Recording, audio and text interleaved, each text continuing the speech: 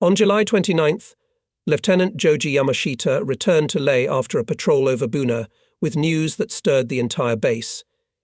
It had been attacked for the first time by American carrier aircraft.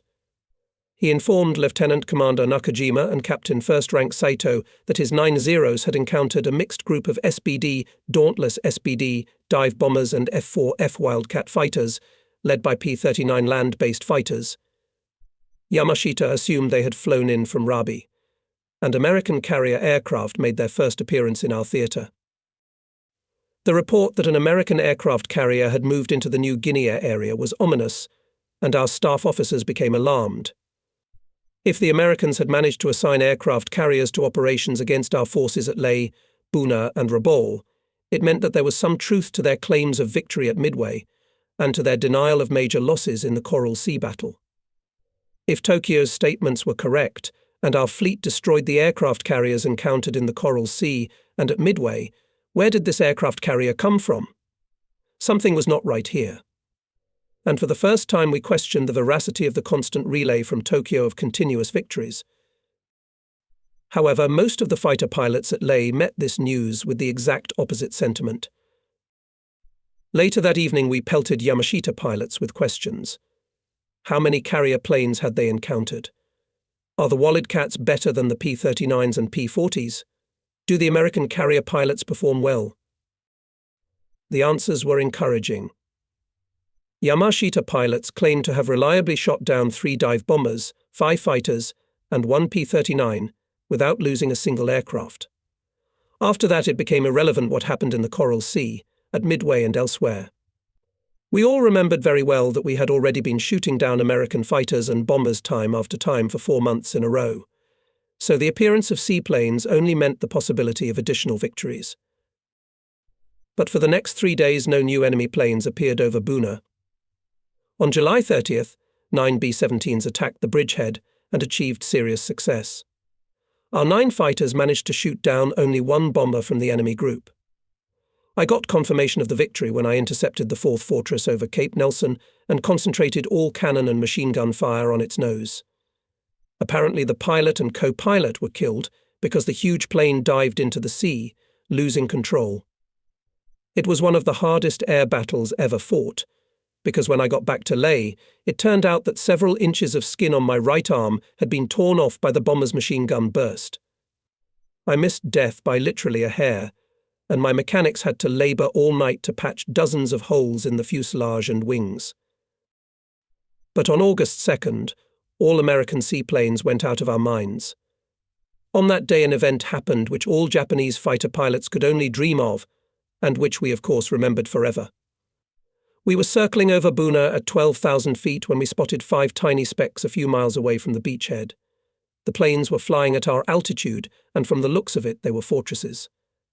I flew up to Sasai's plane, and pointed to the approaching bombers. He nodded and pointed out the B-17s to the rest of the pilots. We continued circling in place in the same formation until the 4 engines of each bomber were visible. Sasai then signaled for us to follow him. He raised his right arm and shook his wings, ordering us to reorganize from wedges into a single column for a frontal attack. Our outboard tanks tumbled through the air. At last we had a chance to actually test our theories developed during the evening meetings in the barracks. We would soon find out whether or not the flying fortresses were vulnerable to a frontal attack. The situation was perfect. 9 Zero fighters met 5 huge B-17s, with Japan's best aces as part of that 9. Sasai led the attack.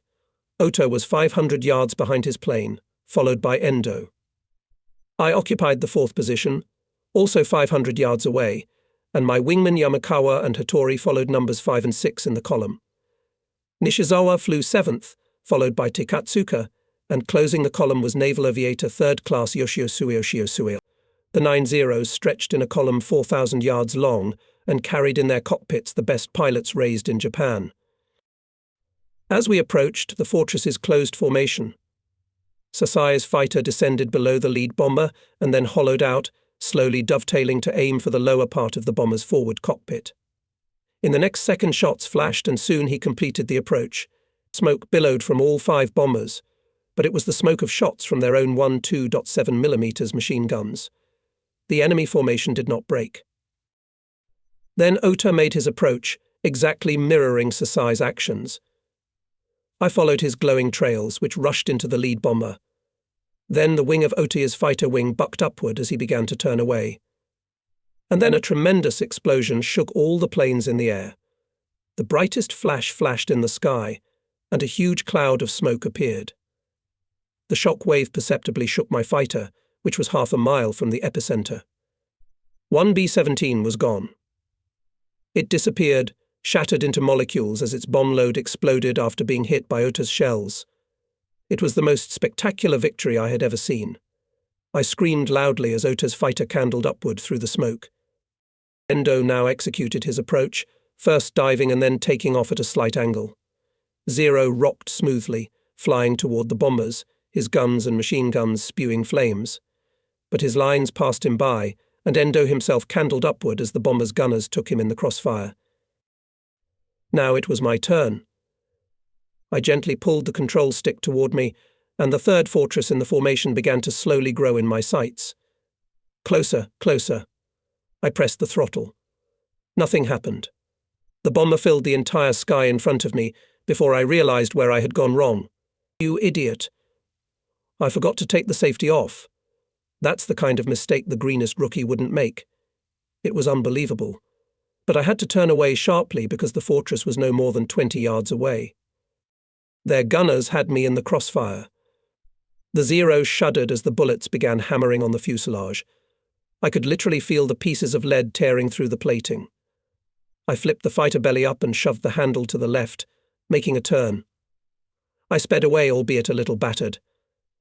I was cursing my own stupidity now, but it was too late. I had wasted one run. I dropped under the enemy formation and turned on the engine afterburner to get ahead of the bombers for another run. Nishizawa, meanwhile, was strafing his B-17 from altitude. He controlled the plane perfectly. The fighter went up in a graceful arc, gradually turning as the distance decreased. The attack was perfectly executed, and Nishizawa put a line into the wing tank. Suddenly, flames engulfed the wing and quickly travelled onward. In a matter of seconds, the fortress became a flying ball of fire. Tongues of flame fluttered on the wings, twisted along the fuselage. The airplane jerked sharply and pecked its nose. Then it was over. Another violent explosion flipped Nishizawa's fighter on its back, as if it were a toy, and tossed aside. The other bombers tilted under the impact of the shockwave. Now it was Sasai's turn again. He fired a burst at the third bomber from nose to tail. Sasai began firing at a range of 150 yards, and his shells moved slowly along the fuselage. The airplane tilted sharply to the right, losing control. I could see fire inside the fuselage, licking the pilot's cockpit and second turret. The B-17 spun and went down. It rocked and jerked, a sure sign that both pilots were dead. The flames grew stronger, and for the third time in 2 minutes a terrible rumble marked the death of another flying fortress. I could hardly believe my own eyes, and these were the very airplanes that had driven our pilots to despair with their invulnerability. And now 1, 2, 3, 3 loud explosions, and 3 fortress shattered into such small pieces that, in fact, there was nothing to fall down. The 2 surviving bombers had split up when I started my second run, so I suddenly saw a void right in front of me. I candled upward and spotted 2 B-17s scurrying off in different directions. One was racing toward the mountains, and the other turned into the open sea. I chased the airplane, which kept above the water. The B-17 rocked and wiggled every time I tried to send a long line into the pilot's cockpit or fuel tank. For some unknown reason, the pilot never dropped the bombs, so the airplane was severely hampered by the extra weight. I spun to gain speed, got under the bomber and turned toward its left wing. The B-17 was getting bigger and bigger, filling the scope. I opened fire and watched the shells explode on the left wing and on the fuselage as they sliced through the metal plating, advancing toward the bomb bay. And in the next instant, the whole world shuddered. A bright, scorching flash filled the sky, blinding me. A huge fist grabbed my Zero and tossed it somewhere to the side. My ears rang in my ears, and I felt my nose bleed. The 4th fortress is ready. and all of them were destroyed by their own bombs. Now there was only one plane left. Bomber rushed towards the mountains, and 80 chased him like small hounds, chasing a huge wild boar. They were straining to catch up with the B-17, which appeared to have gotten rid of the bombs and was gaining speed. The bomber's course was to pass directly in front of me, and I had a chance to intercept it before it reached the ground. My decision turned out to be a very good one. As soon as I turned and gave full throttle, I immediately spotted 3 Airacobras coming from the east, gliding over the water. Apparently they had flown in on the call of the stranded fortresses. They were closing in on the 80s chasing the last B-17s, who were unaware of the new enemy. These 3 P-39s began to gain altitude behind our excited pursuit pilots, and I in turn made a U-turn to attack the excited pursuing Americans. The first P-39 had already taken the trailing Zero in its sights when I fired a line into it from a gentle dive. The enemy pilot never knew what happened. My bullets and shells pierced the fuselage and the plane just disappeared. Only one wing remained, tumbling haphazardly through the air. My cannons notified the other Zeros of the danger, and immediately 2 fighters performed a steep spiral and crashed into the Airacobras. It all took a matter of seconds. I recognized the planes of our incomparable aces Nishizawa and Ota. Each pilot gave a single, albeit long, burst and both Airacobras burst into flames. 3 enemy pilots attacked a Japanese group 3 times their size. Too bad their skill did not match their courage. However, we still had unfinished work to do. The single fortress now turned away from the shore and headed out to sea again. Her speed had decreased markedly. Therefore, it was only a matter of time before we would get the bomber with damaged engines. I had barely completed the long climb after diving on the Airacobra when a B-17 appeared right in front of my nose. It was too sudden and I didn't have time to aim, but I still fired a long burst. The shells flew away, and I turned around and began the approach for a second attack. The damaged fortress continued to snapping stubbornly. I was gaining altitude behind the bomber, watching the machine gun trails that curved through the air toward me, when suddenly the Zero shook terribly. It was as if hundreds of hammers were pounding on the iron, and someone started throwing me around the cockpit. My right arm went numb. The Zero bounced awkwardly and flipped belly up, then flew toward the sea, losing control. I glanced apprehensively at the dashboard, but the engine kept humming steadily. No fire and no smoke. I breathed a sigh of relief as I prepared to jump out of the cockpit.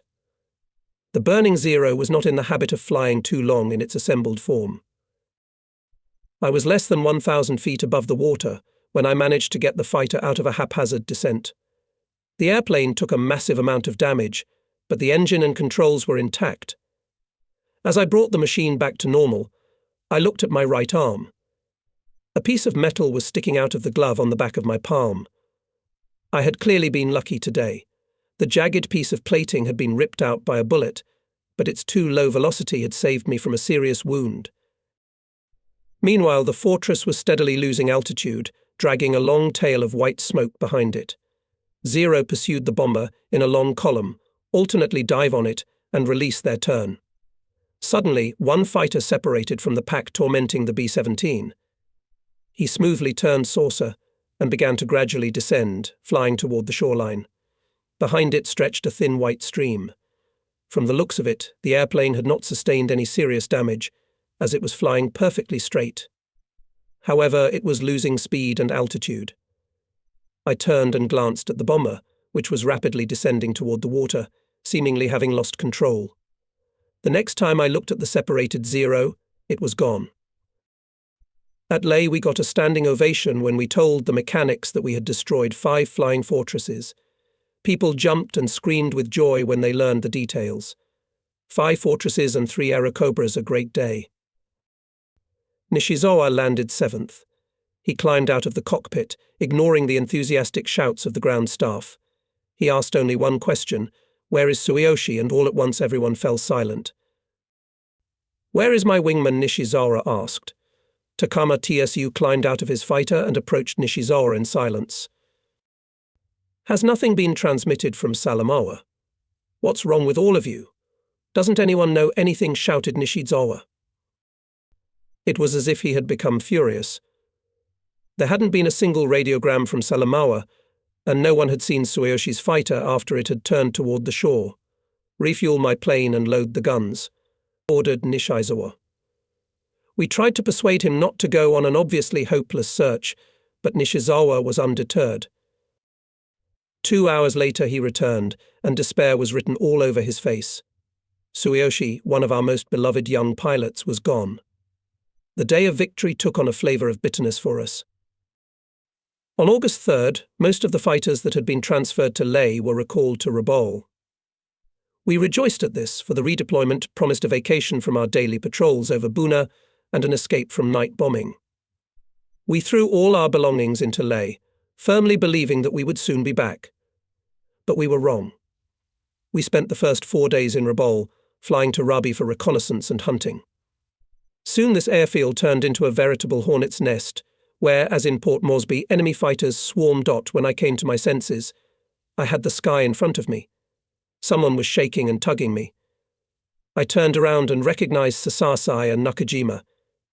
These officers had climbed onto the Zero's wing and were pulling me out of the cockpit. Nishizawa's voice broke through the muttering of the gathered crowd. "The car, quick," he shouted. Then he turned on the residents, "Quick, to the operating room. Call the chief surgeon.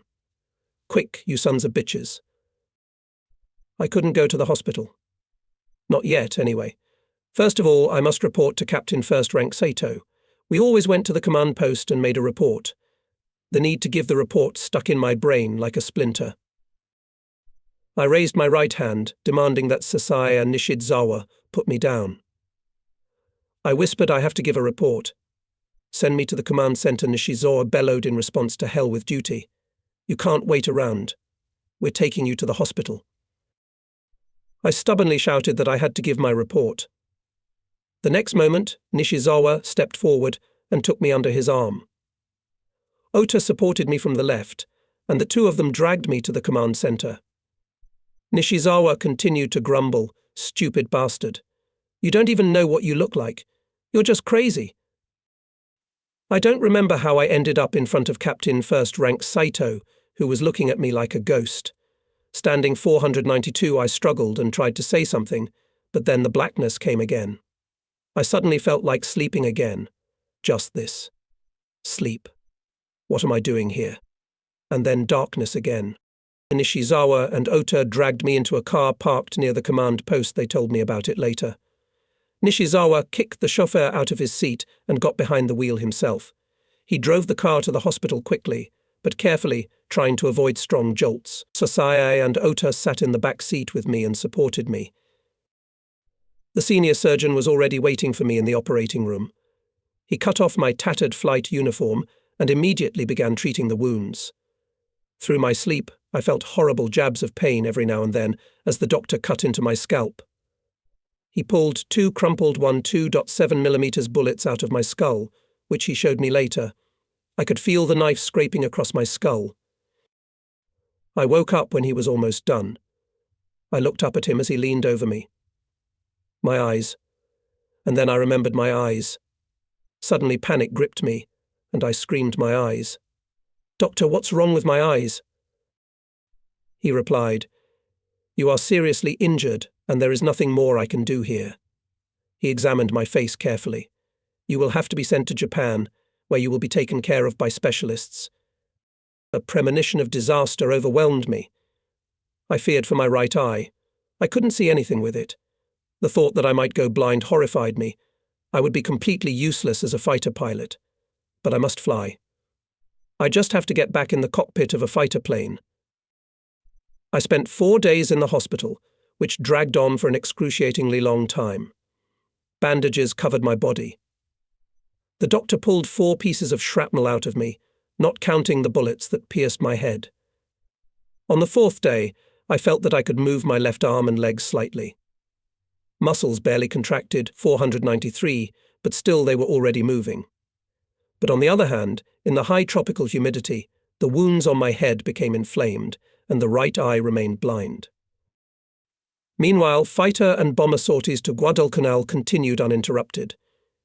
Every day I heard the roar of the engines as the planes sped down the runway and flew away to the battlefield. The flying fortresses made daily visits to Rabaul. From a great height, they bombed our 2 airfields. Every time enemy bombers approached, I was taken to the shelter with other patients.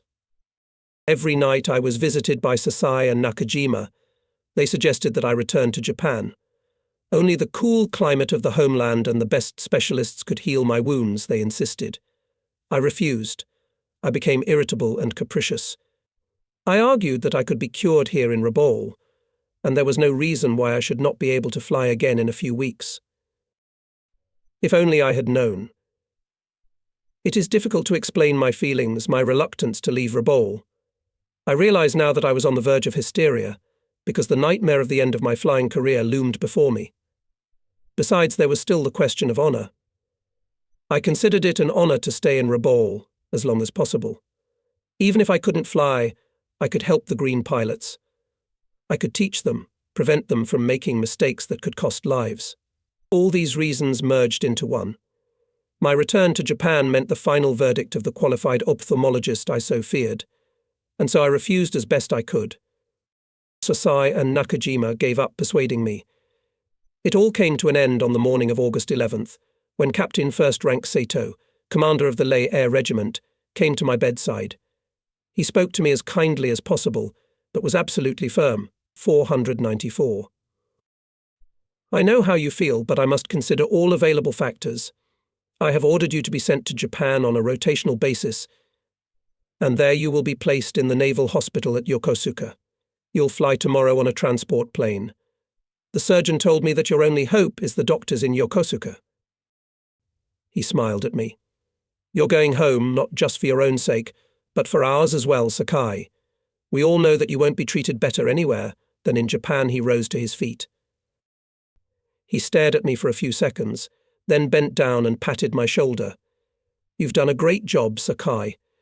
Everyone who has only flown with you is proud to have known you and fought alongside you. When your wounds heal, come back to us, he said affectionately, and left. In the evening, Sasai came to see me. He was visibly tired from his daily sorties to Guadalcanal. I told him that orders had been received to send me home in the next few days. Soon all my friends gathered for a modest farewell party. No one sang or talked loudly, and there were no jokes. We just talked quietly, and mostly about Japan. But the Americans had no intention of letting us say goodbye quietly. We intended to sit quietly for a couple hours, but instead we had to run headlong into the shelters. The other pilots pulled me out of the hospital.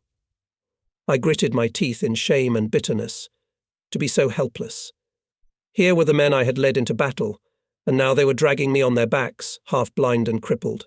I wanted to cry and scream, to tear the bandages off. But all I could do was lie quietly with my eyes tightly shut. Early the next morning I made my way to the pier. There was a barge waiting to take me to a flying boat anchored in the bay. Along with me went Sasai, and the rest of the pilots had gathered. 495. Sasai shook my hands firmly. I am sorry to part with you, Saburo. Much more than you can imagine. Tears ran down my cheeks. I just couldn't hold them back. My throat constricted and I could only shake his hand in response. Releasing his hands, Sasai unbuckled his belt and handed it to me. I stared at the buckle engraved with the roaring tiger. Saburo, this belt was handed to me by my father. I have one, my relatives have 2 more. One of us has already died. I know little of the magical properties of the silver tiger, but I want you to keep this buckle and wear it in memory of me. I hope it will help you return to us. I protested, but in vain. Sasai was undeterred. He put the belt and buckle in my pocket, then shook hands again. I'll see you again, Saburo. I'm not saying goodbye. We'll meet again, and hopefully very soon. He helped me down into the barge. She immediately ploughed on to the waiting airplane. Nishizawa, Ota, Yamakawa, Hattori, Nakajima, and all my friends were waving at me from the pier. They were shouting for me to come back soon, to fly with them again. But then they all seemed to melt away. I could still see with my left eye no farther than a few feet away. I stood as straight as I could and waved at them with my right hand as they turned into vague, blurry silhouettes. and then I cried like a baby. There were very few passengers in the flying boat. Me, a resident who was to care for me on the trip home, and a few war correspondents. Along the way we stopped for refueling at Truk and Saipan. It had been a very long time since I had last been home.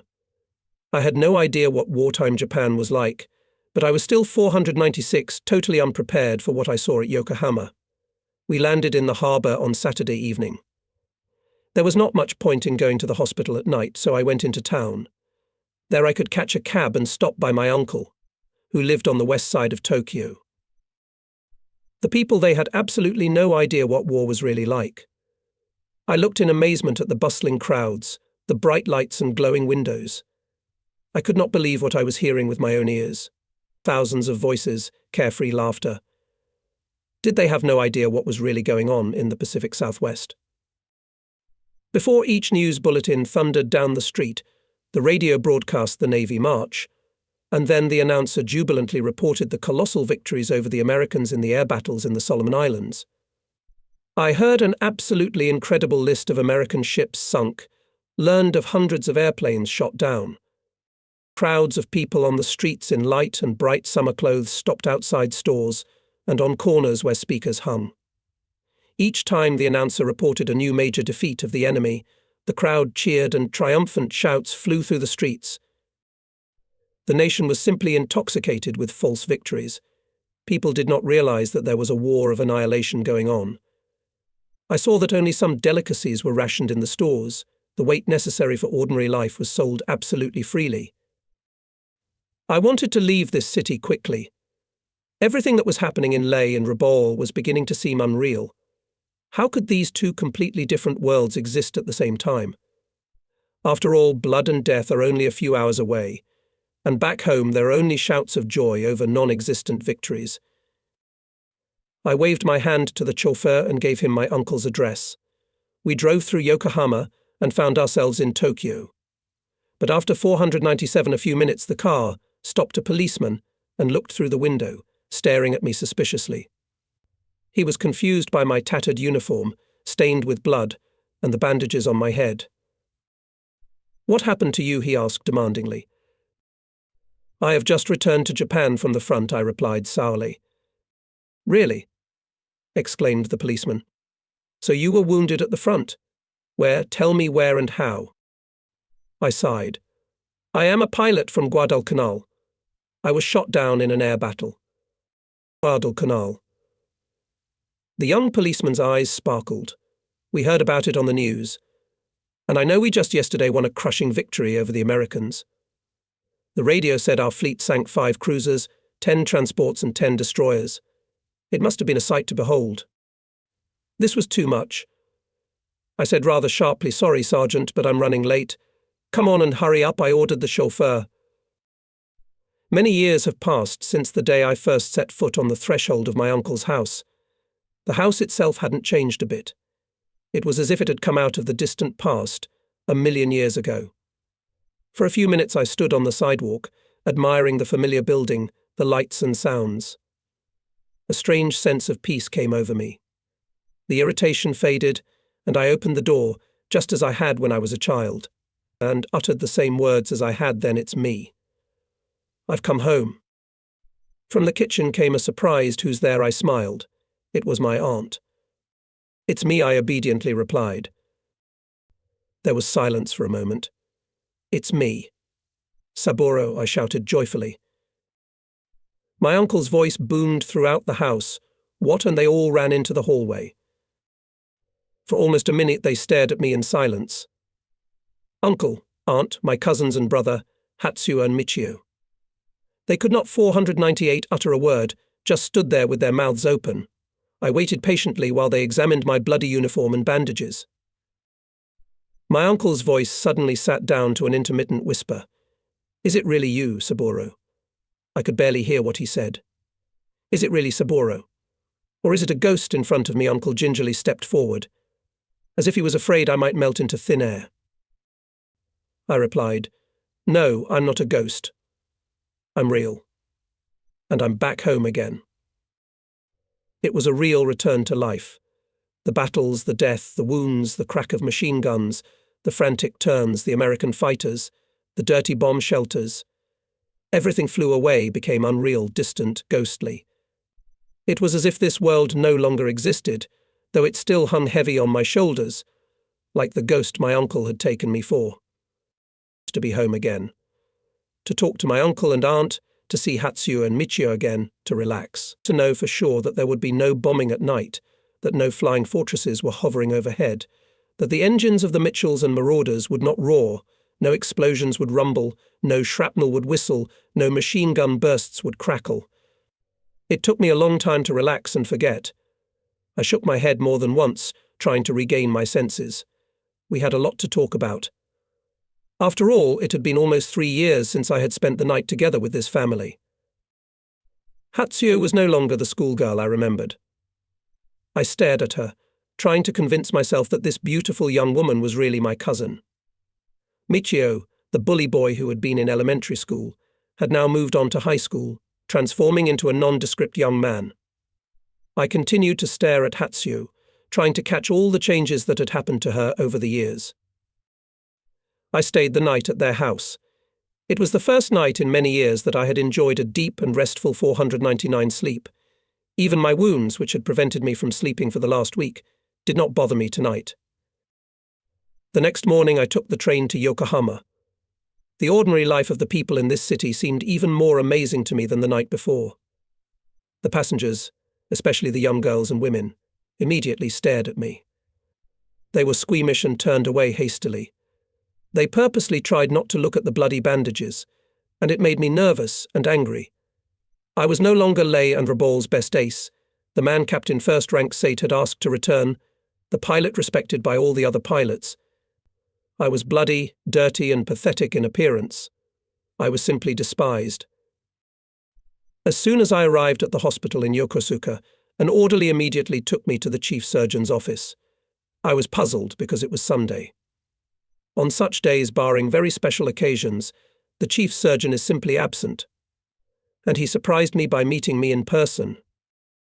The doctor grinned, seeing my confusion, and explained I left orders to notify me immediately as soon as you show up. I have just arrived from home. You see, I received a special letter from Captain First Rank Saito of Lei. He asks me to do what I can for you. He looked at me carefully. Captain First Rank Saito took the trouble to tell me what you did in the Pacific. I understand you are our best ace fighter. I nodded. Oh. I fully understand your commander's concerns. Come on in, we'll start work immediately. A few minutes later, I was lying on the operating table. The surgeon was scraping pus from my head wounds. He worked quickly and carefully, not caring that I was twitching from the touch of the scalpel scraping across my skull. When he had cleaned the wounds and placed 14 new stitches, he personally took me to the ophthalmologists. 500. The surgeon explained we called the best specialist in Japan to examine you. Dr. Sakano, after private practice, was drafted into the Navy and now holds the rank of lieutenant captain. He is the best eye surgeon in our country. When we received Captain First Rank Sato's letter, we immediately informed Dr. Sakano that we would call on him upon your arrival. So, the fateful moment for me has arrived. I would soon find out what the verdict would be, whether I would see again, and whether I would be able to take to the air. I tried to think of anything but my eyes. I didn't want to think about them, but I couldn't. The doctor examined me carefully. He stood motionless for a few minutes and only then spoke. His face was serious, and he spoke very slowly. We cannot wait a moment. I must operate on your eyes at once. Listen to me carefully. Your sight will depend on what I manage to do in the next hour. He paused. Sakai, I will not be able to administer the anesthetic. If you want to see, if you wish for me to save at least one eye, you must prepare to endure the pain while fully conscious. I was shocked, so I obediently nodded, not daring to open my mouth. They laid me on a high bed. Several orderlies tied me down with straps and ropes. I couldn't move an arm or a leg. A bandage across my forehead held my head, and a nurse squeezed my temples to make the grip more secure. The doctor ordered me to stare at a red lamp hanging from the ceiling. He warned, "Look at her, Sakai. Keep your eyes on it. Don't take your eyes off that lamp. You must not blink, you must not look away. Listen to me carefully. You may go blind for life if you don't follow my instructions exactly." It was terrible. Much more terrible than it was then. It was the most terrible pain I ever had to 501 endure. I had always believed that I could endure great pain. The Bushido Code had taught me patience, self-control in the most dire circumstances. But this. I was forced to stare at the lamp, stared until the red bulb filled all around me. Then the doctor's hand appeared in my field of vision, trembling and unreal, with sharpened steel in its fingers, which came nearer, nearer, nearer, nearer, nearer, nearer, nearer. I shrieked. More than once I had screamed like a madman in terrible agony. I felt that a little more, and I would not be able to stand it. But nothing happened, and the pain eventually subsided. My desire to fly again, my desire to see, meant nothing now. The pain. One day I yelled at Sakano, "Stop it, stop it. Rip it out completely, just stop it." I tried to pull my head away from the scalpel. I tried to break free from my restraints. However, they held me too tightly. Every time I moaned, the doctor yelled at me, "Stop it. You have to endure it. Otherwise you will remain blind. Stop moaning." The torture lasted more than 30 minutes, but they stretched out for me like a million years. It seemed to me that the suffering would never end. And when it was over, I was so weak I couldn't move a finger. I lay in bed, gasping for air, helpless as a child. It was only when the senior surgeon bent over me, trying to make me comfortable, that I groaned. For a month, I was confined to a hospital bed. I felt disgusting. Life no longer meant anything to me. Day and night I remembered the long flight back to Rabaul. And each time it ended the same way. I pushed the control stick forward and crashed into the ocean. For that would only mean a momentary bout of pain. Doctor. Sakano visited me often to check my eyes. He explained, "I did everything I could, but your right eye will never see normally. You 502 will be able to see objects a foot or two away, and no more. But your left eye will be perfectly all right." These words struck me like a thunderbolt. In fact, it was a death sentence. A one-eyed fighter pilot. I laughed hysterically, and the doctor hurried away. The wounds on my head healed quickly, and the doctors allowed me to walk around the hospital. Every week I petitioned to be reinstated and sent to Rabaul. And every week the request was rejected. Finally, the senior surgeon personally returned the last petition. He was visibly angry. "I must tell you, Sakai, that it will be many more months before you can even dream of returning to Rabaul. My orders are quite clear. You will need at least 6 months to recover from your wounds before you will be returned to active duty here, or in the overseas theatre." I felt like a fugitive, a deserter from the front. I thought of all the pilots, Nishizawa, Ota, Sasai, who every day on their Zeros go into another battle. I dreaded listening to the news from the fronts on the radio. They reminded me too painfully of Rabaul. One day I had visitors. The nurse came into the room and said, "You have visitors, they're waiting downstairs. Will you let them come in?" I had no idea who it could be. Today was Thursday, and my cousin Hatsuyu came to see me and brought flowers at the end of every week when she could get off work at her munitions factory. I wrote to my mother to tell her not to make the long trip from Kyushu because I was to be transferred to a hospital in Seispo in a couple of weeks. Yokosuka was separated from Fukuoka in northern Kyushu by nearly 700 miles by railroad. Mother was now living in Fukuoka with her daughter and son-in-law. But these visitors I was not expecting at all. 2 people entered the room. I strained to recognize them. 503, but I still could not distinguish faces at a distance of more than 6 or 7 feet. "Fujiko-san," I said her name. At the door stood Fujiko, even more beautiful than when we last met. Along with her was her father, Professor Nairi. I hadn't seen her in 18 months since our meeting in Osaka. They bowed to me and I returned their greeting. We continued to be silent. The nurse offered them chairs and went out. Then her father spoke. "Hatsuyu-san wrote to us that you were lying in this hospital. We were so worried about you, Saburo-san. We are greatly relieved to see you, as we feared greatly for your health. It is simply marvelous, for you are looking much better than we thought you would." I mumbled something in reply. The apology was inarticulate and confused, for Fujiko had written to me often when I was in Leh, and the mail had brought me many gifts from her. But her father waved his hand, brushing aside all objections. "It is of no consequence. We are all well aware of your marvelous deeds at the front, and we are proud of you. Now tell me, how are your wounds? Will you recover from them soon?" I replied, "I received 4 wounds. The doctors have done real miracles. Except for one." I bitterly pointed to my right eye. "I am blind in that eye, and the doctors say it is for the rest of my life." My answer horrified Fujiko. She brought her hands up to her mouth, her eyes going wide when she heard my words. "It's true, it's the gist of it I emphasized. There can be no other outcome. I have become an invalid. The loss of my eye means the end of my career as a fighter pilot." Professor Niori interrupted me, "But in that case you should be discharged from the Navy. Shouldn't you 504?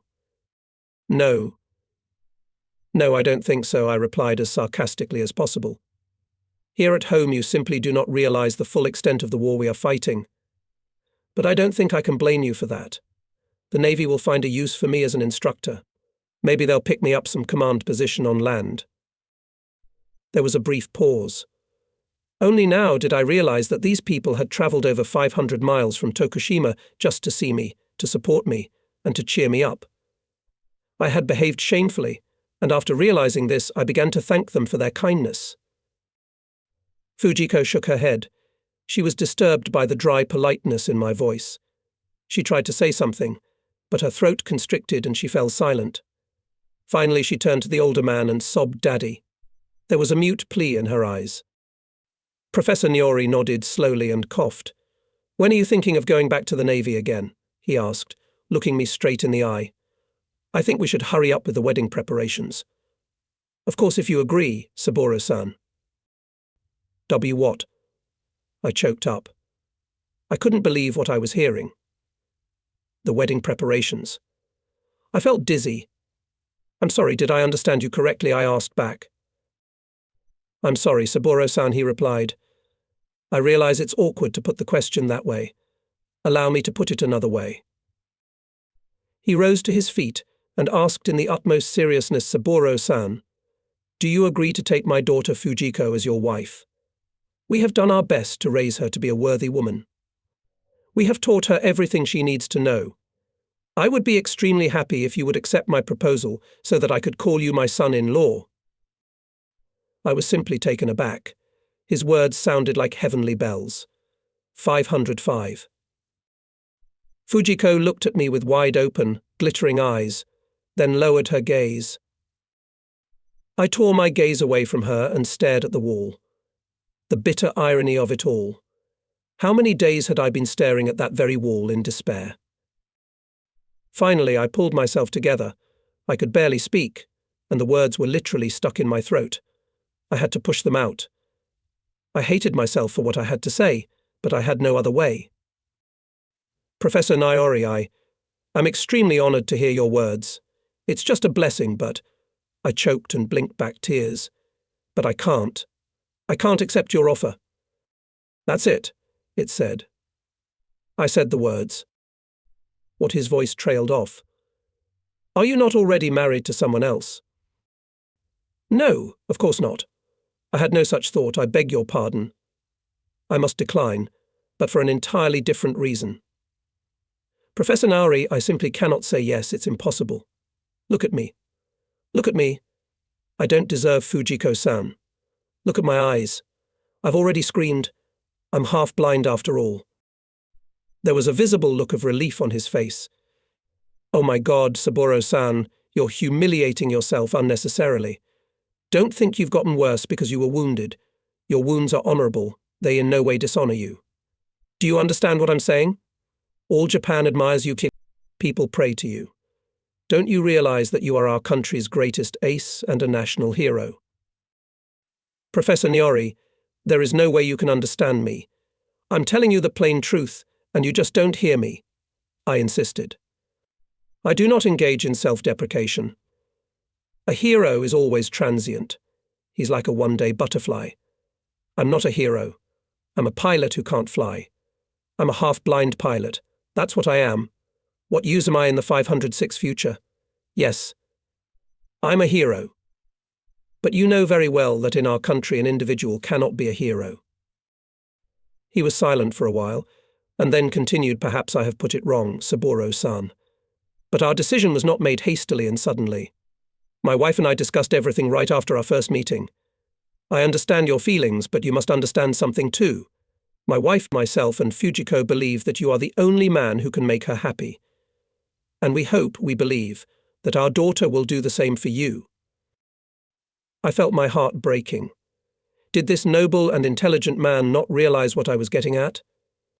How can you judge a man by a meeting? I shrieked. How can you make a decision knowing me so little?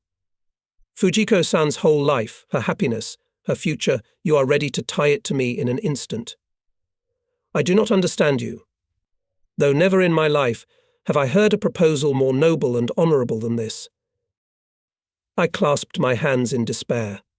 After all, there are many other young men who are far better suited for Fujiko-san than I am. Thousands of young men.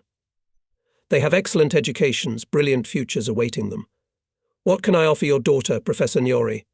What can I give her? I beg you, look on the bright side. Look at me. What future awaits me? Fujiko couldn't stay silent any longer. She raised her head and looked directly at me. I felt like jumping out of the room. She said quietly, "You're wrong, Saburo-san." "Oh, how wrong you are. You put too much importance on the lost eye. Whether you are blind in one eye or not is irrelevant to me. We'll live as one person. Whatever lies ahead for any man awaits you. If it is necessary, Saburo-san, only if it is necessary, I will help. But I'm not going to marry you just because of your corrupted vision 507. I replied, "You are mistaken, Fujiko-san. I know you are a brave girl, and what you say of yourself is pure truth. But you cannot determine your entire future life by giving in to a momentary emotion." No, she shook her head vigorously. "How can you misunderstand me to that extent? This is not a transient infatuation. Don't you realize that I have been waiting many months for this meeting? I know what I am saying." There was no point in continuing this conversation any farther. I feared that I might break down at any moment. "Professor Nyori and Fujiko-san," I said, putting as much firmness into my voice as I could. "I'm not trying to humiliate you in any way. And this is not an attempt to bargain. I repeat that today you have honored me in ways I never dared to expect. But I cannot accept your honorable offer. I refuse to let my feelings override my reason. I have always been a proud man. I cannot marry Fujiko-san. I can't be the husband of such a girl. I'm not worthy of such a high honor. I don't deserve it. It is for this reason that I am forced to say no." I refused to listen to the professor's words. He begged me, but I could only repeat what I had already said, repeat it once more. Soon Fujiko couldn't take it any more. She fell on her father's shoulder and sobbed loudly. I was ready to kill myself for what I had done. I felt so sorry for her. But I knew that I was doing the right thing, though cruel, and that I was doing it for her own good. Marrying me might bring her temporary happiness, but later Fujiko would be doomed to suffer for years. After about an hour, they left my room. I don't know how long I stood in the doorway after they left. Then I turned around and collapsed on my bed, completely exhausted. It was the hardest hour of my life. But what else could I do? Thousands of times I had asked myself that question. And thousands of times I got the same answer. 508. There was no other way out, but that didn't make me feel any better. I had pushed away the most beautiful man I had ever met. 2 days later, Hatsuo arrived for her weekly visit. She didn't greet me with her usual smile, and didn't even try to hide her displeasure. "How could you do that, Saburo?" she asked, taking a seat at my bedside. "How dare you hurt Fujiko so badly?" Hatsuo said that Fujiko sobbed inconsolably when she met Hatsuo in Tokyo after returning from the hospital. Professor Niori asked my uncle and Hatsuo to do their best to get me to change my mind. Hatsuo looked at me angrily. They say, Saburo, that you did that because they were upset when they learned of your injury. Father and I have known this family for a long time. They are wonderful people. Why did you do that? She cried. Hatsuo, please try to understand me. We've lived together as children for several years, and I suppose you know me well too. As much as it pains me to listen to you, there's no way I'm going to change my mind. I honestly think I am doing this for Fujiko's good, for her happiness. She immediately objected. They say you refused because you were hurt. You shouldn't say that. That is only one of the reasons. I immediately fell deeply in love with Fujiko after the first time we met. My feelings have not cooled in the slightest, and I still love her deeply today. All those long months in Leh and Rabaul, well, Fujiko was the woman of my dreams. Can't you understand that? I refused because I love her. You're just crazy, Saburo. Then hear me out. All the time I was at the front, all those long, tedious months, I remembered her every minute. I wanted to make her proud of me, and I have achieved that. 509. It's probably not the most pleasant thing to discuss with you, but I have to be honest. Rabaul is a large military base that has always had a garrison of over 10,000 soldiers. In addition, an additional infantry division was often stationed there. And what do you think men do when they are far from home, far from their women? In Rabaul we had brothels, as they have here in Yokosuka. When we went back to Rabaul on vacation, some of our pilots just wouldn't get out of those brothels. Not all of them, but a lot of them. But I never did that. My pride wouldn't let me. I wanted to stay as pure as Fujiko on the day I would ask her to be my wife. Before my injury, I could return to her as Sakai, a great ace, a fearless pilot, a man deserving of her hand. But now? No. I've already yelled at Hatsuo. I don't want to be pitied. Do you really think I'd let Fujiko pity me? Never. Do you understand me now? Hatsuo squeezed my hand tightly and nodded. I know was all she whispered. Then she looked me straight in the eyes. And I also know, Saburo, that you are far better than even you can imagine yourself. I know how much you want to fly, and yet I can't stop feeling sorry for Fujiko. It's what's best for her. But Hatsuo interrupted me, wrapping her arms around my neck and pressing herself tightly against me. Poor Saburo. You have to hope. You must have faith. You will fly again. I know you will. On August 8th, we received orders from the command post to fly out on patrol, and slowly walked across the airfield to our fighters. Most of the 18 pilots had already taken their seats in the fighter cockpits when the ordinaries came rushing in and yelled that the flight was cancelled. We were ordered to reconvene at the command post. There was unbelievable turmoil. Ordinaries and messengers were darting back and forth. The anxious officers were no slower. Lieutenant Captain Nakajima, who was to command today's flight, came out of the Admiral's office very angry and yelled at us, "Today's flight is cancelled. We will get another assignment." He ran his gaze around the room. Where did that resident go? Hey you, give me the map quickly, he barked at the dazed messenger. Nakajima unfolded the map on the large table and began plotting a course. He leaned over the map, paying no attention to the pilots. I asked LT Sasai if he knew what had happened. Sasai asked Nakajima, who mumbled something briefly and ran off to the Admiral's office without saying a word to us. He returned a few minutes later and ordered the pilots to come closer. His words sounded like a bomb bursting. At 0520 this morning, a large enemy force landed a landing at Lunga, on the southern tip of Guadalcanal Island. Initial reports indicate that the Americans have moved huge numbers of men and weapons to the island. At the same time, they attacked Tulagi on the island of Florida. Our flying boat flotilla has been completely destroyed.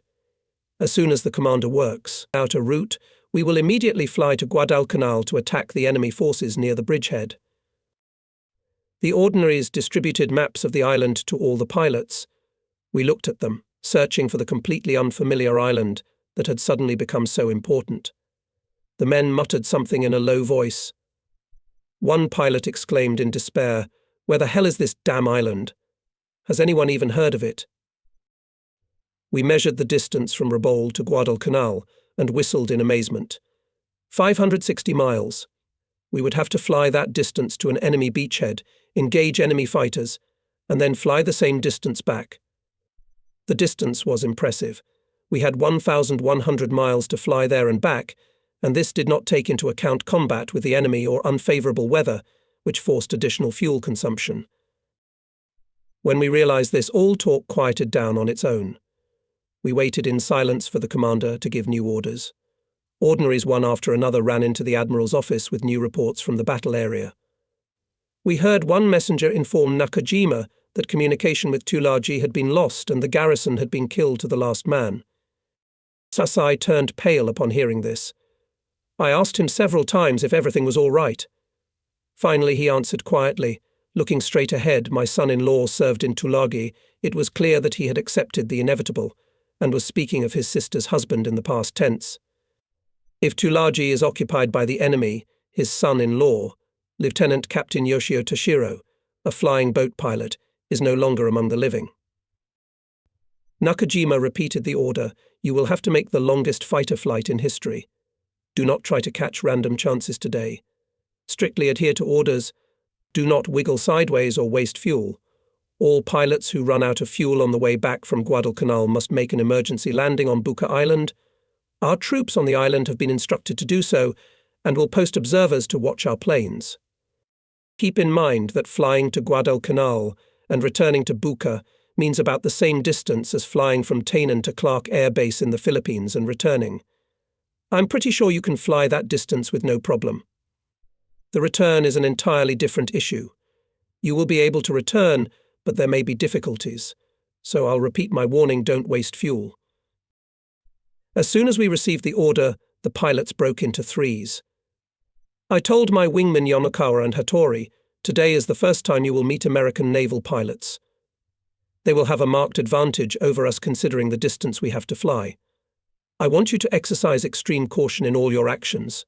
Also, do not, under any circumstances, leave my side.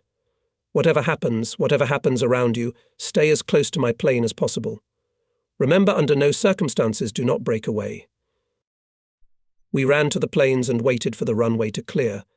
27 Betty bombers took off in front of us. Then Lieutenant Captain Nakajima waved his hand in the cockpit. By 0830, all the fighters were in the air. Ground personnel, and those pilots who were not flying that day lined both sides of the runway, waving caps and shouting good luck wishes. The weather was beautiful, especially over Rabaul. Even the volcano had fallen silent. Its eruption had ended in June, and now there was only a thin trickle of smoke billowing from the crater to the west. We took up our position just behind the bombers. I was surprised to notice that the Betty was carrying bombs instead of torpedoes, which were usually used to attack ships. The bombs angered me, as I knew full well how difficult it was to hit a moving target from high altitude. Even the B-17s, despite their amazing marksmanship, had wasted huge numbers of bombs when attacking ships in Boone. We slowly gained altitude, and then turned east toward Buca Island, keeping 13,000 feet above the sea. About 60 miles south of Rabaul, I spotted a particularly beautiful islet in the sea. It was horseshoe-shaped and covered in bright green. This atoll was labelled on our charts as Green Island.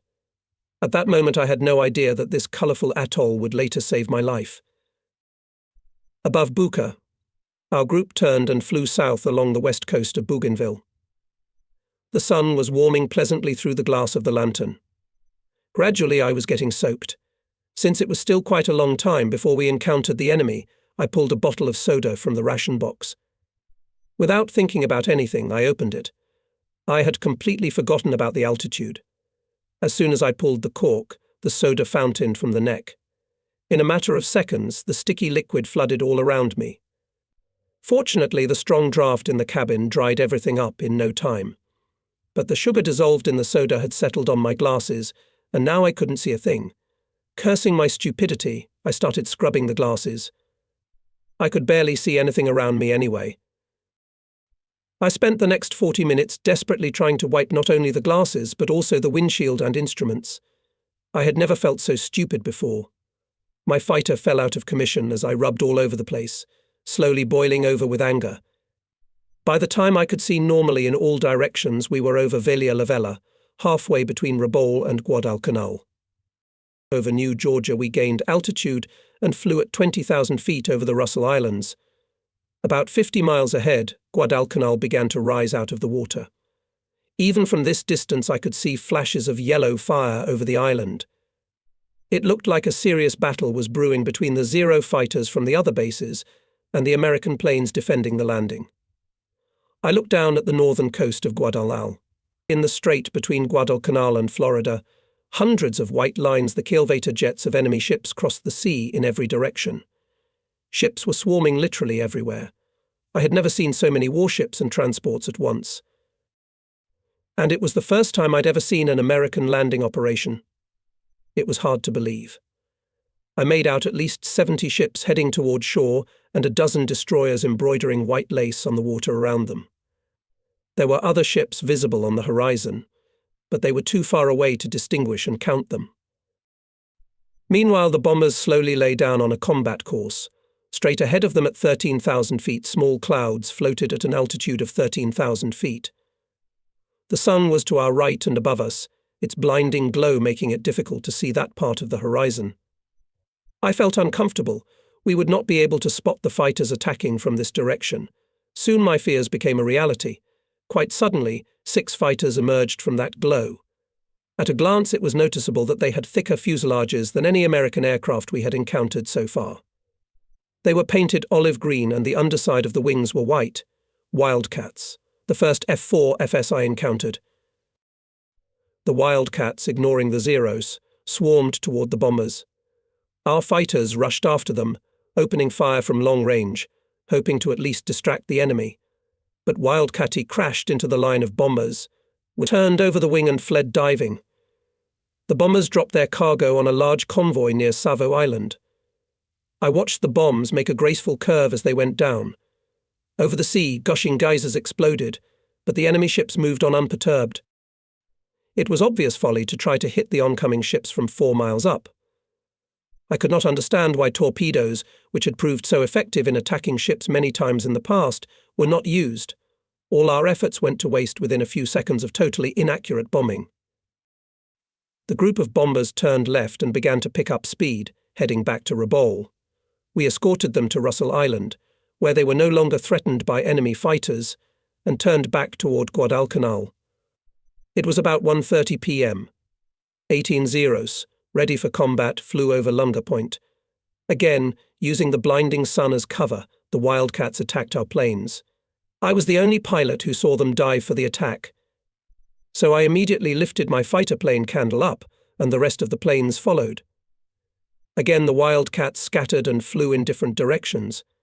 This attempt at evasion was puzzling, as no one gained anything as a result.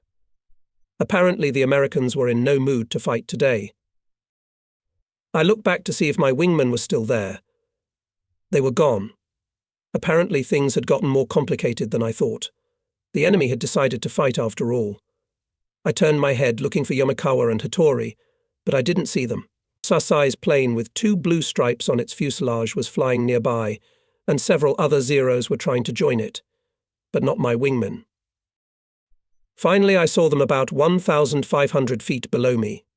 A single Wildcat was chasing 3 Zeros, firing short bursts at the dodging Japanese planes. All 4 planes were spinning like mad in a tight left-hand spiral. The Zeros could have easily finished off the Wildcat, but every time a Japanese fighter took the enemy in its sights, it would turn away sharply and end up on the tail of the Zero again. I had never seen such piloting before. I shook the wings of my airplane to notify Sasai, and spiked. The Wildcat was firmly hooked into the Zero's tail, its lines whipping across the wings and keel. In desperation, I fired a line. Wildcat immediately lay on the right wing, that made a turn and with a gain of altitude went straight at me. I had never seen an enemy plane move so swiftly and gracefully. Every second his machine guns were getting closer and closer to the belly of my fighter. I turned around, trying to shake him off. However, he did not flinch. The American was using my favorite tactic, coming up from below. I moved the throttle back, and the Zero shook as its speed plummeted. It worked. The dazed enemy pilot dropped the throttle as well. I immediately moved the throttle sector forward while simultaneously swerving to the left. I made 3 turns, then went into a corkscrew and finished with a left spiral. The Wildcat followed on my heels. Our left wings were at right angles to the sea surface, and our right wings were pointing straight up into the sky. Neither of us gained an advantage. We were spiraling, and the tremendous overloads were pressing us into our seats harder and harder with each passing second. My heart was racing, and my head felt like lead. A grey haze was gradually covering my eyes. I clenched my teeth tighter. If the enemy pilot can take it, so can I. The first pilot who couldn't take it and turned away would be the first to die. On the 5th spiral, the Wildcat took a slight tumble. I'm going to get him, I thought. But the American plane pecked its nose and picked up speed again. The pilot regained control of the plane. Yes, there was a scary man in the cockpit of the Wildcat. But in the next moment he made a mistake. Instead of entering the 6th spiral, he gave full throttle, turned sideways and began a dead loop. Here he lost a crucial fraction of a second. I turned right behind him, entered the inside of the Grumman turn, and was on his tail. I got him. He kept doing loops, trying to close the distance with each arc, but each time he went up and flipped, I would fit into his arc and get a little closer. In this maneuver, the Zero could outperform any fighter in the world. When I was 50 yards away, the Wildcat came out of the loop and surprised me by flying straight up horizontally. At that distance I didn't need a cannon. I fired about 200 bullets at the Wildcat's cockpit. I could see them pierce the thin aluminum plating and shatter the glass. But I couldn't believe what I saw. The Wildcat continued to fly as if nothing had happened. If the Zero had taken as many bullets, it would have been a ball of fire long ago. I didn't realize anything. I increased the throttle and caught up with the American fighter, but at that moment it lost speed. In a matter of moments I was 10 yards ahead of the Wildcat, trying to slow down too. I squeezed my head into my shoulders, expecting a machine gun burst in my back. Now I was caught. But no bullets came, and the Wildcat's machine guns were silent. The situation was simply impossible. I slowed down until the planes were level, and now we were flying wing to wing. I opened the lantern vent and looked out. The lantern of the Wildcat was already moved, and I could clearly distinguish the pilot. He was a large man with a round face. He was dressed in a light khaki uniform. He was a middle-aged man, not a young man, as I had expected. For a few seconds we flew together in this crazy formation. Our eyes met. The Wildcat was mangled. Bullet holes dotted the entire fuselage and wings. The rudder trim had been torn off, and the metal nerves stuck out like skeletal ribs. Only now did I realize why the American was flying horizontally and not firing. Blood covered his right shoulder and ran down his chest in a dark trickle. And despite being badly wounded, he was still keeping the plane in the air. I just could not raise my hand to kill this man. And I couldn't fly next to him either. I raised my left hand and shook my fist at him, shouting at him to fight instead of flying like a target in a drill. It was no use, though. The American was clearly surprised. He raised his right hand slightly and waved back. I have never felt so strange before. I had killed many Americans in the air, but this was the first time I had a man in front of me in such a helpless state from the wounds that I had been the one to inflict on him. I honestly admit I didn't know if I should finish him off or not. I realized that such thoughts were foolishness. Wounded or not, he was the enemy. He had nearly killed 3 of my comrades. However, there was no reason to aim for the pilot now. After all, I needed the airplane, not the man. I lagged a little behind and rejoined his tail. Somehow the American gathered the rest of his strength, and the Wildcat jerked upward, trying to perform a loop, but not in time. His nose was just beginning to rise. I took careful aim at the engine and slightly touched the throttle. Flames and smoke billowed from under the hood of the Wildcat. The fighter flipped over, and the pilot flew out of the cockpit. Far below me, almost directly over the shore of Guadalcanal, his parachute opened. The pilot didn't try to pull up the slings, he just hung there like a sack. That was the last time I saw him being carried toward the shore. The other 3 O's quickly attached themselves to my plane. Yonekawa smiled broadly at me as he took his proper wingman's seat.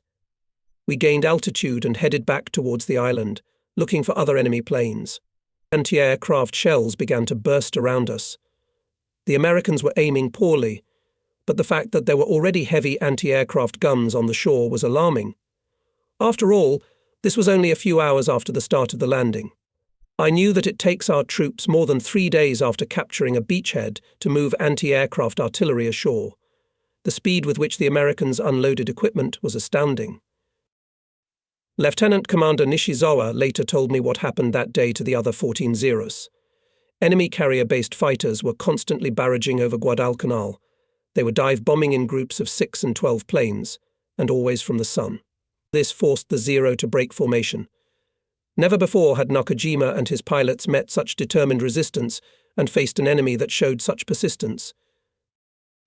Each time while diving, the Wildcats strafed the Japanese planes and went down in a rollover, refusing to accept a fight in which the Zeros could take advantage of their incomparable maneuverability.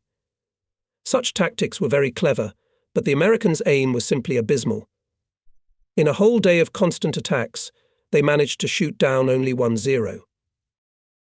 It was a day of celebration for Nishizawa. Before he ran out of ammunition, this amazing ace, with the help of incredible maneuvers, which his wingman did not even try to repeat, managed to shoot down 6 American fighters. On this day, Nakajima first encountered enemy fighters operating in pairs. 2 Wildcat attacked his Zero. He had no trouble dodging them, but never once got a chance to fire on the Wildcat, as a second American invariably appeared nearby. Nakajima was literally seething with anger when he returned to Rabaul. He was forced to dive and run away to save his own skin. Nishizawa and I were the only 2 pilots to score victories that day. Meanwhile, I returned to 7,000 feet with 3 fighters behind me. We flew through tearing clouds and couldn't spot a single enemy airplane. But when we popped out of another cloud, for the first time in my combat career, an enemy airplane managed to take me by surprise. I heard a resounding thump, the snap of bullets, and a 2-inch hole appeared in the left lantern glass. The bullet had travelled only an inch from my head. I still didn't see any airplanes in the air. It could have even been anti-aircraft fire from the ground. But then I noticed the silhouette of an enemy bomber, which suddenly fired on my plane. Dauntless lay on the wing and rushed to the nearest cloud for cover. The pilot's courage was astounding. He had deliberately attacked 4 Zeros in a slow-moving, lightly armed dive bomber. The next second I was on his tail. Dauntless jerked up and down several times, then suddenly dove into the cloud. I followed it. For a few seconds I saw nothing, only a white cloying mass. Then the sky suddenly cleared. I quickly converged and opened fire. The tail gunner splashed his arms and fell back on his machine gun. I took the handle lightly and the shells hit the motor. The SBD flipped to the left a few times and then snapped into a haphazard dive. Yonekawa saw the pilot jump out with his parachute. It was my 60th victory. Back at 13,000 feet, we started looking for our group, but couldn't see them. A few minutes later, over the coast of Guadalcanal, a few miles away, I made out a group of airplanes. It soon became apparent that they were 8 airplanes flying in 2 links. Enemy. Our airplanes had never used such a formation. I broke away from my comrades and quickly went to approach the enemy. I attack those planes on the right, leaving the others to my wingmen. The enemy has closed formation. Excellent. They looked like wildcats, and the fact that they are closing means they can't see me. If they continue on the same course, I can suddenly attack them from behind and below. A few more seconds. I can shoot down at least 2 planes on the first approach. I got as close as I could. The distance was rapidly decreasing. 200 yards, 100 yards, 70 yards, 60 yards. And I was trapped. The enemy planes turned out to be bombers, not fighters. They were the new Avenger torpedo bombers, which I'd never seen before. From the rear they looked a lot like Wildcats, but now I noticed that they were much larger, had an upper turret, and a lower firing point with the same 12.7mm machine gun. Not surprisingly, they were closing in formation. They were waiting for me, and now I would be the one in the crosshairs of 8 heavy machine guns if I turned right. If I turn left, it's the same thing.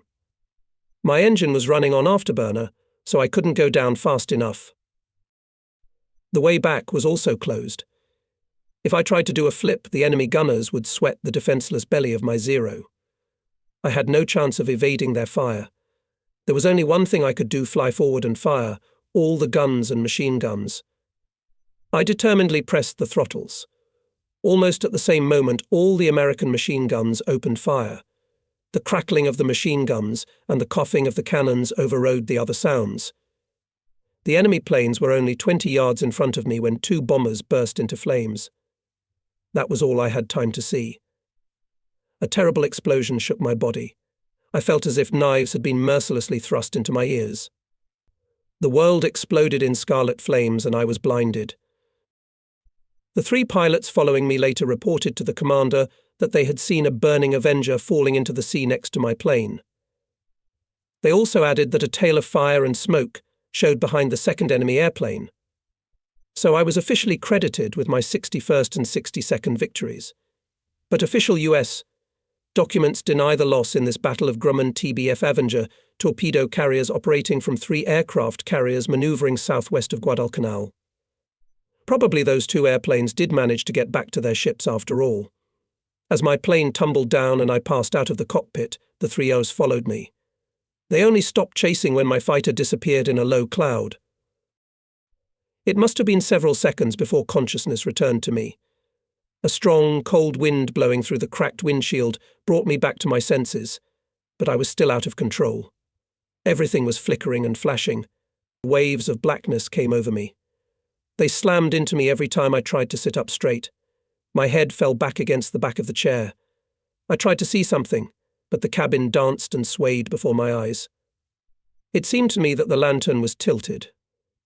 In fact, the glass was just broken and the wind whipped across my face, squeezing out my tears as my glasses were also broken. I felt nothing but a pleasant, quiet drowsiness.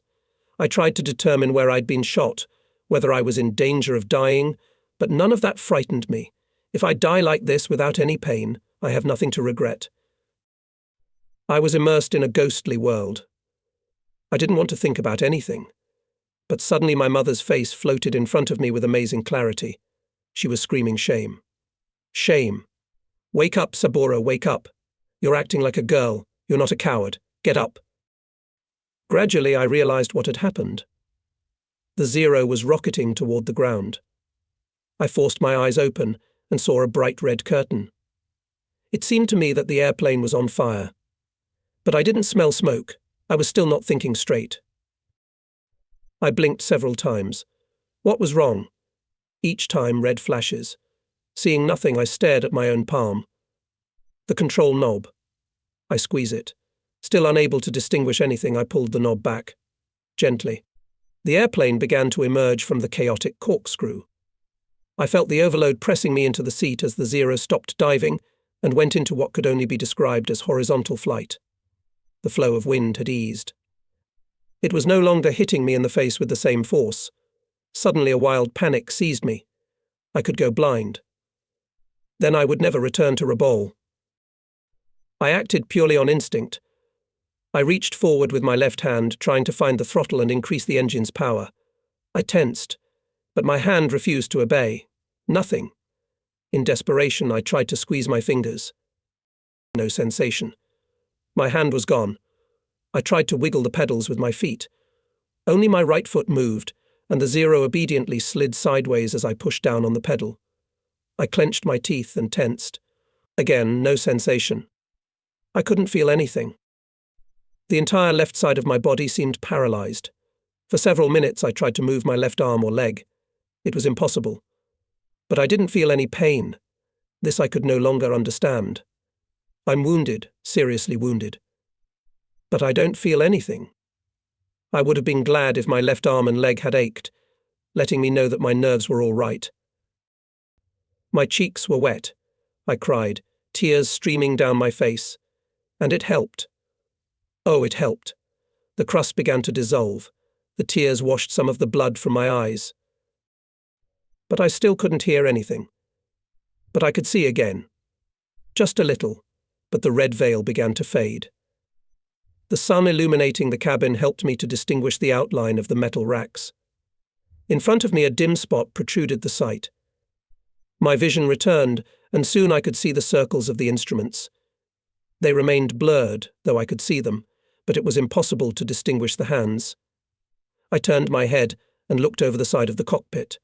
Huge black shadows were flying at great speed behind the wings.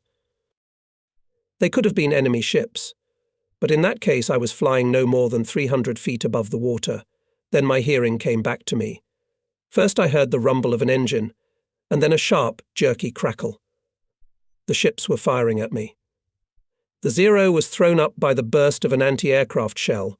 Strangely enough, I didn't do anything. I just sat in the cockpit, not even trying to dodge the fire. But the sound of bursts was quickly left behind. I could no longer see the black silhouettes on the water. They couldn't reach me anymore. A few more minutes passed. I sat motionless and struggled to make sense of it. My thoughts were scattered. I wanted to sleep again. I realized through my half-slumber that I would never make it back to Rabaul.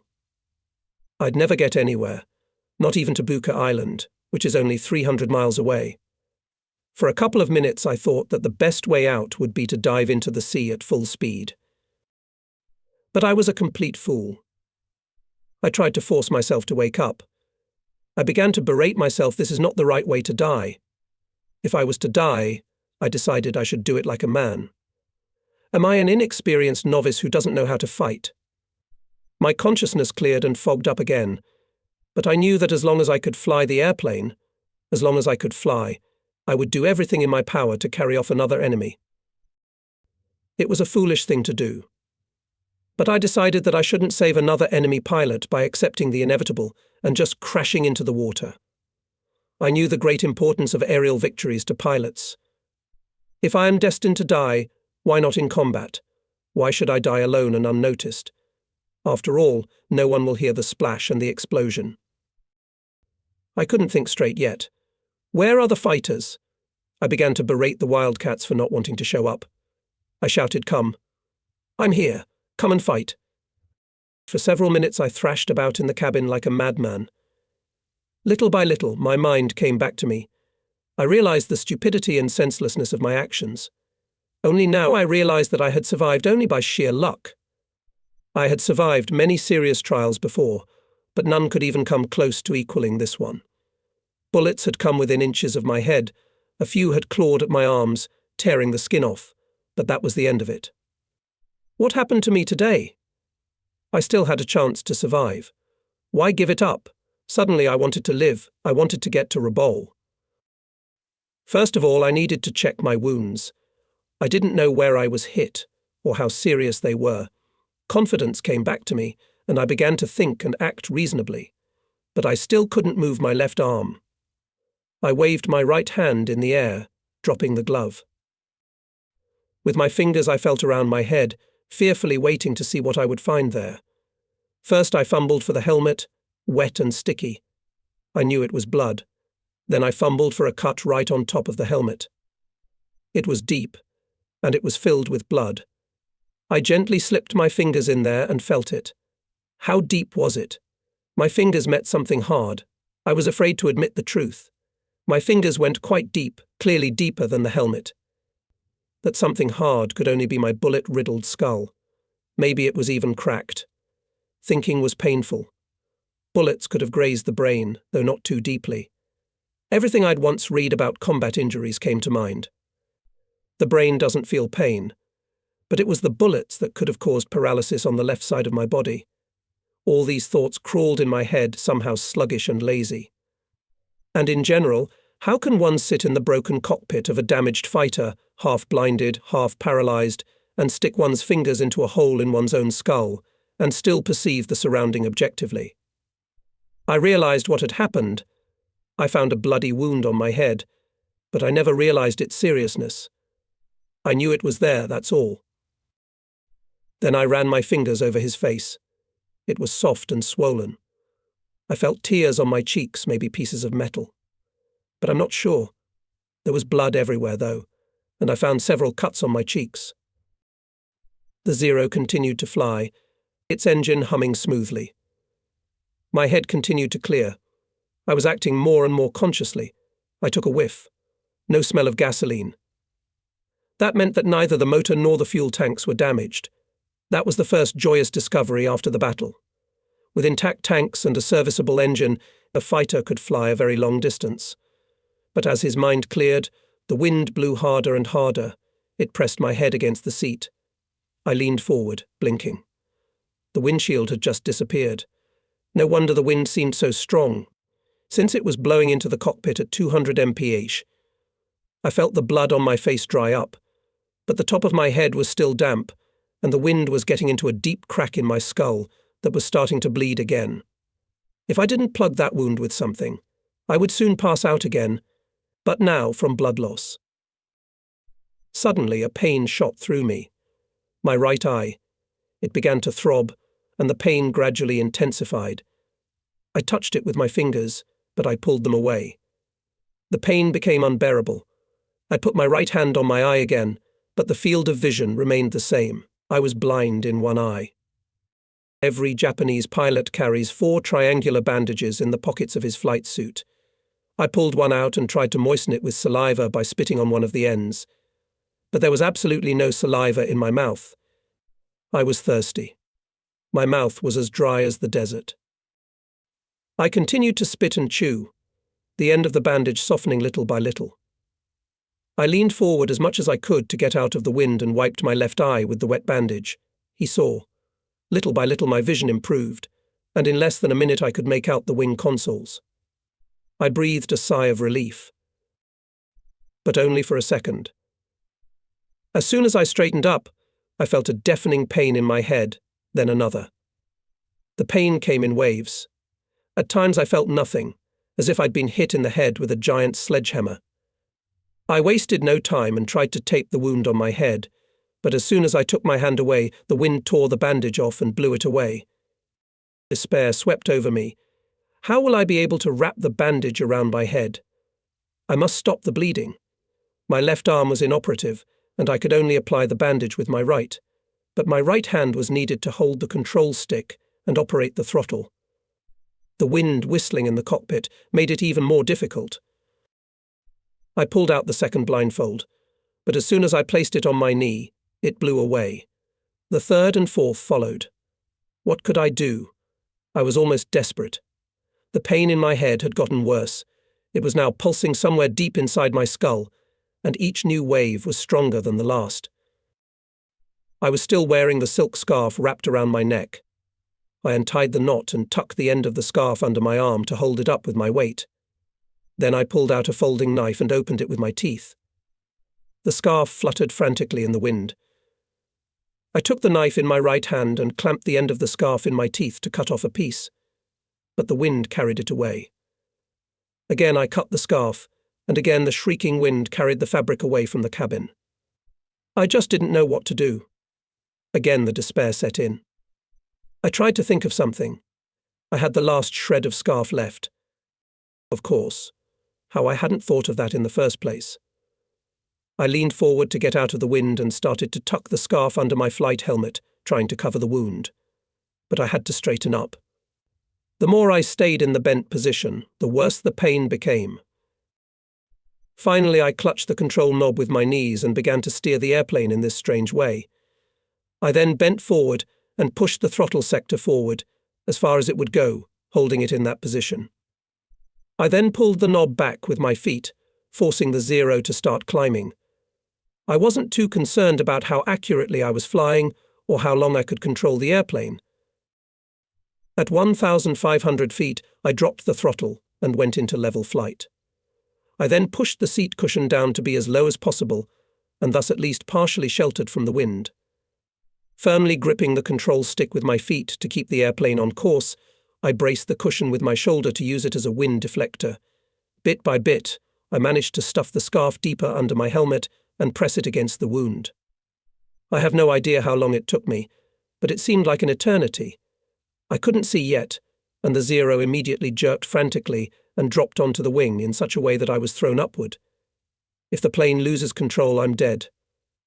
I shouldn't touch the rudder pedals at all. Finally, I completed the dressing. The scarf was stuffed under my helmet and pressed tightly against the wound. I crawled back into the seat and quickly straightened the fighter. My heart immediately felt better. The bleeding had stopped. And I couldn't help the relaxed feeling of peace after the incredible tension had worn off. Soon I was overcome by an unbearable urge to sleep. I fought desperately, but I couldn't shake off the drowsiness. More than once I began to doze off with my chin resting on my chest. I shook my head, hoping the pain would force me awake. But every half-minute my shoulders twitched as I hung from the restraining straps. More than once, when I came to, it turned out that the Zero was flying upside down. At one such moment I was so stiff I couldn't straighten it out. A few seconds later the engine coughed alarmingly. It was enough to make me come to my senses. With a sharp jerk of the handle, I brought the airplane back to normal. Sleep. Shake your head. Quiet and quiet. The wonderful, warm, cozy embrace of sleep. Everything is so peaceful.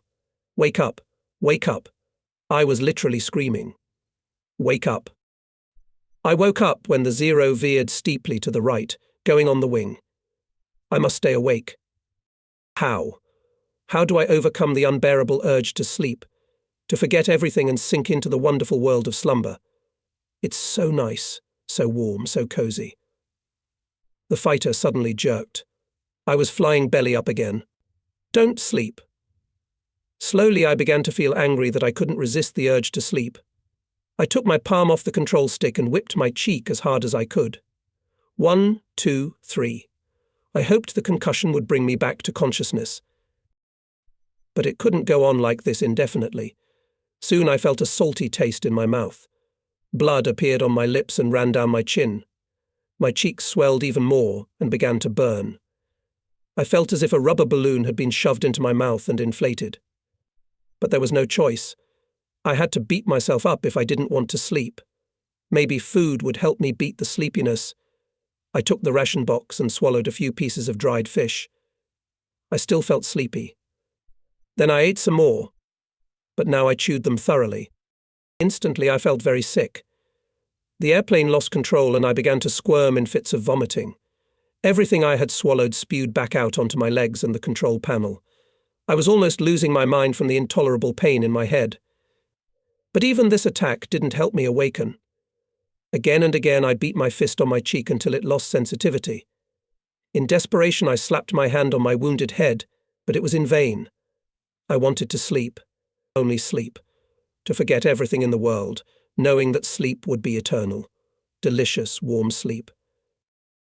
The Zero rocked and jerked. No matter what I did, I couldn't keep it level.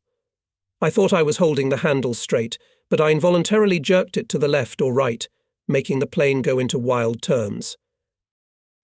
I was ready to give up. I knew I couldn't take it anymore, but I swore I would never act like a coward. I can't point the plane into the ocean and disappear in a blinding flash. If I am to die, I must do it like a samurai. I must take a few enemies with me.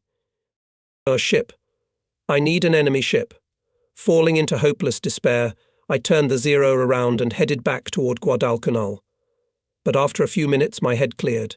No drowsiness, no deafening pain. I couldn't understand why. Why would I seek death when I could fly to Buca or even Rabaul? I turned the fighter around again and headed north. But after a few more minutes the urge to sleep overcame me again. I was like a drunk. Everything seemed to be spinning around me. What am I doing heading north? An enemy ship. I remembered. I have to find the enemy ship and ram it. Slam into it at full speed. Kill as many enemies as I can. The world went foggy. Everything melted into a grey haze. I must have turned toward Guadalcanal 5 times and set course for Rabaul the same number of times. I began to yell at myself. I was determined to force myself awake. I screamed and squealed. No sleep. Gradually the urge to sleep waned. I was on my way back to Rabaul. But flying just north didn't guarantee that I would get to my base. I had no idea where I was. All I knew was that I was flying in the direction of Rabaul. I was a considerable distance from Guadalcanal, but I didn't know exactly how far. I looked carefully out to sea, but didn't see any of the chain of islands that stretched all the way to Rabaul. Since I had only my right leg working and could only push the right pedal, it was likely that I had been driven east of the Solomon Islands. I pulled an ocean map out from under the seat. It reeked of blood, and I had to spend a few minutes turning it around and scrubbing the blood off on my flight suit. But it didn't help much. I tried to orient myself by the position of the sun. 30 minutes passed, but no island appeared. Where had I gone wrong? Where had I gone wrong? The sky was perfectly clear, and the ocean stretched all the way to the horizon. But suddenly I jumped up on the seat. Or was I just flying down? Everything seemed so strange. It turned out that I had flipped upside down again, and didn't realize it until the harness straps crashed into my shoulders. Something glinted under the wings. What could it have been? I looked down. Something dark glittered there again, located literally underneath the fighter itself. Water. I almost fell into the water. In a panic, I leaned forward and moved the throttle sector, pulling the handle toward me at the same time. The Zero obediently took off at 1,500 feet. I moved the throttle back to minimum cruising speed. The island. There's an island right ahead. It appeared on the horizon, peeking out of the water. I laughed out loud with happiness. Everything will be all right now. I'll determine my position and set a precise course for Rabaul. I whirled around nervously, trying to see the shoreline. But the island never appeared. Where had it gone? Or is it just a hallucination? What's happening to me? The island slowly floated to the right, turning into a low cloud. I tried again to see the compass. It was still kind of blurry. I spit on my palm and wiped my left eye. Still, I could only see the circle of the cartouche. I leaned forward as hard as I could and literally jammed my nose into the glass. Finally, I recognized the arrow. I was flying a heading of 330 degrees. No wonder I hadn't seen any islands for almost 2 hours. The Zero was heading straight for the center of the Pacific. I pulled out the map again and estimated that I was about 60 miles northeast of the Solomon Islands. It was only a guess, but I didn't have anything better. I turned at right angles to the left and flew to where I guessed New Ireland should be. This island was just to the northeast of New Britain and Rabaul. Again and again waves of drowsiness came over me. I had lost count of the number of times the airplane had gone down on its wing, and the number of times I had to bring the Zero back to normal. I stared at the sky, bent over frequently to check the compass, and jerked the control stick until I was on a course that I hoped would lead to New Ireland. The headache got worse and helped keep me awake. Then I suddenly experienced a terrible shock. Quite suddenly the motor stood up. There was a strange whistling sound of wind rushing into the cabin. Instinctively I pushed the handle forward to gain altitude.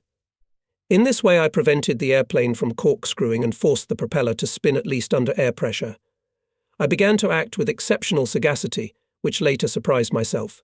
The mind can work wonders in emergencies. Before I even had time to think about the reasons, I realized that the main fuel tank was empty. I had one more tank left, but I had to restore the gasoline supply almost immediately. Normally I had no problem switching the gasoline line valve with my left hand. But now that hand was paralyzed. I had only my right hand left.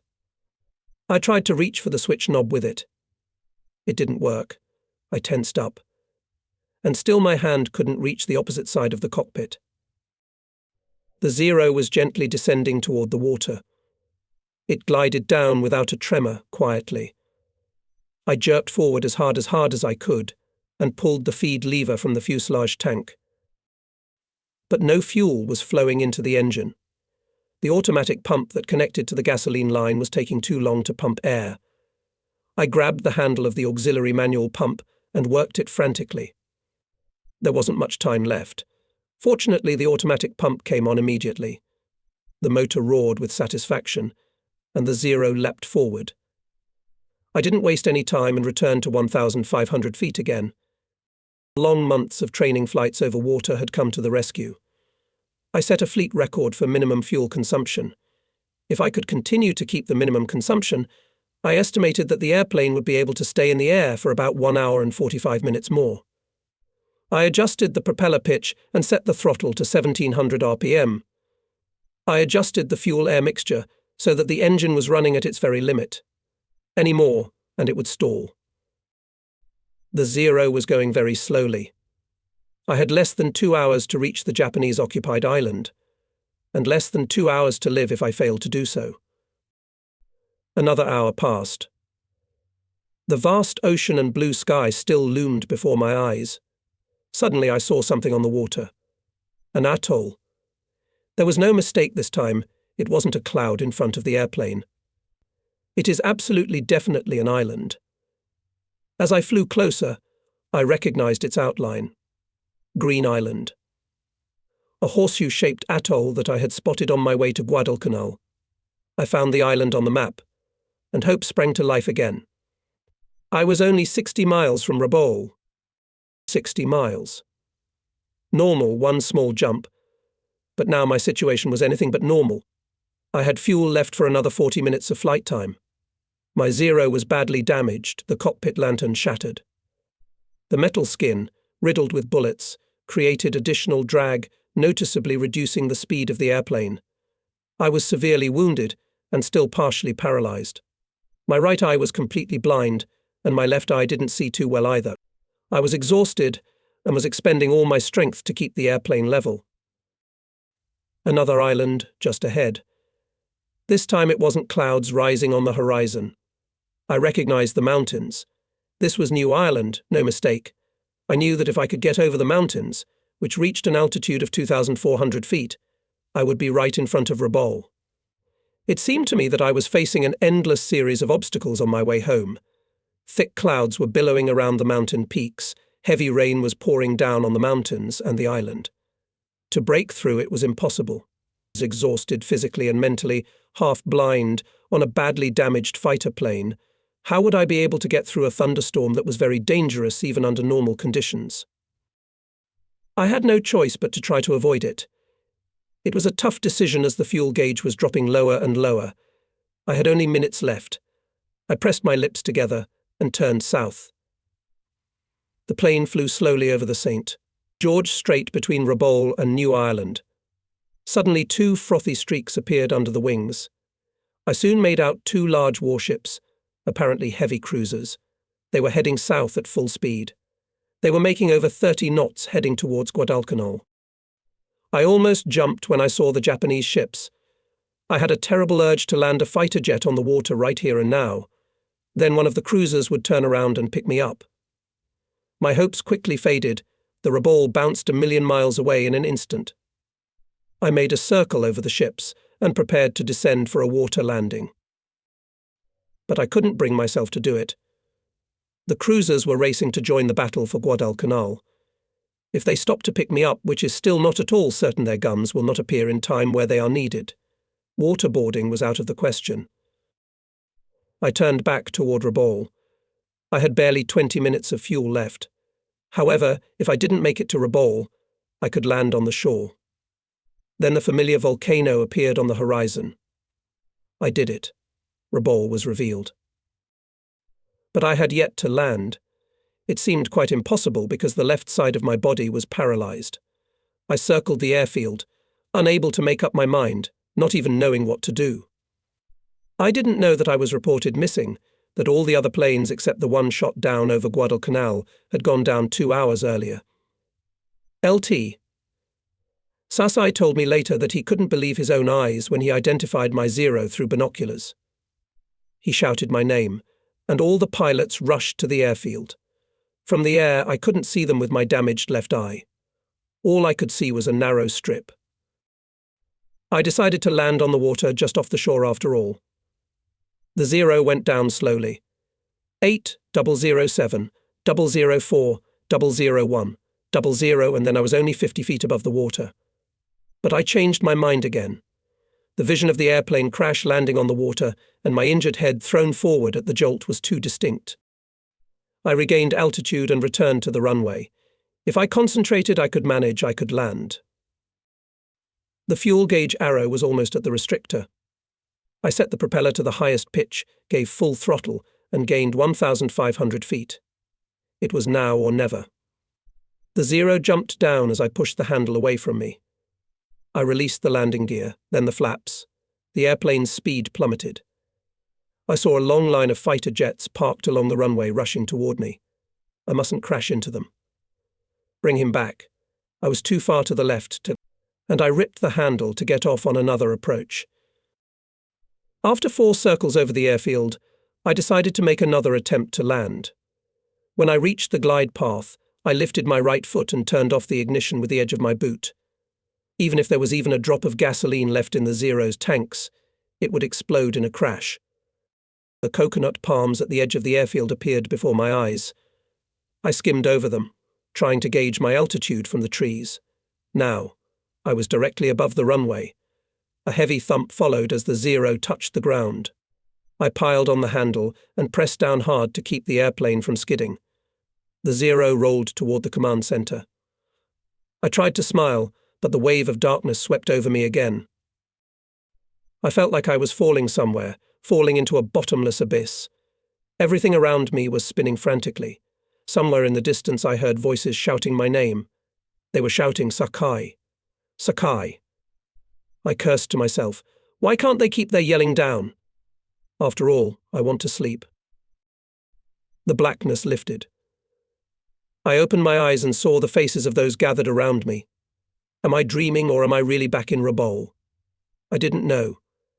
Everything seemed somehow unreal. I decided that I was dreaming. It can't be true.